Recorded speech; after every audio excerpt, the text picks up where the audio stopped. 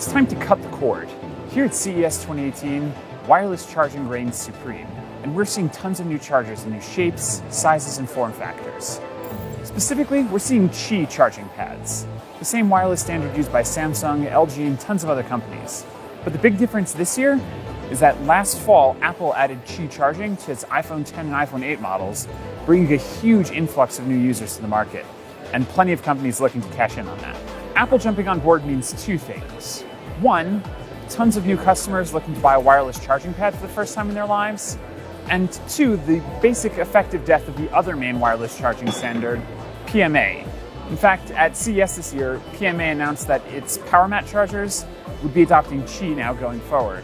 That leads us to the chargers themselves, and even though this technology has been around for a while, we're still seeing companies experimenting and trying to figure things out. Because unlike a charging cable, a wireless charger is a big thing that's always going to be on your desk or nightstand, and that means that it needs to fit in your life in the way that a cable doesn't. So companies are really experimenting with different form factors. One, IoT, showed up with 5 different chargers. A pad, a miniature pad, a stand, some weird wall mount thing, and a car mount. Belkin also showed up with a bunch of new chargers, and they're also just trying new things like this double charger that's actually 2 charging pads just mashed into one.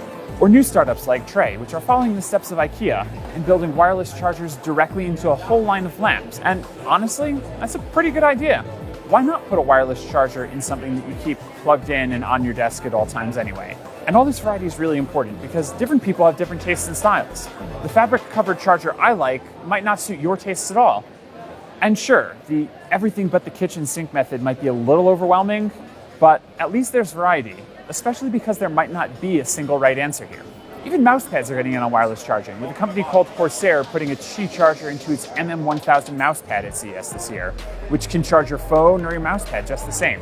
Which brings me to one of the other big advantages of Qi charging, is that it's become this truly universal standard that's transcended product category or brand.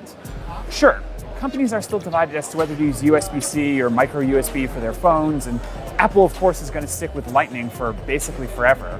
But I can take a Samsung phone or an iPhone and drop them on my Qi charger, and it'll work just the same. We're really reaching this universal standard where anything will charge, be it mouse, phone, watch, battery pack, or anything else new. There's also interesting applications for the future of wireless charging. Here at CES, we're starting to see the technology make the jump from traditional gadgets to more household goods like crock pots or even blenders. Although right now, it's still more in the gimmicky stage than a genuinely useful solution.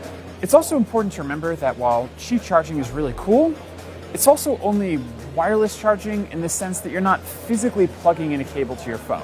You still have to take your phone, put it on the pad, and remember to do that every day.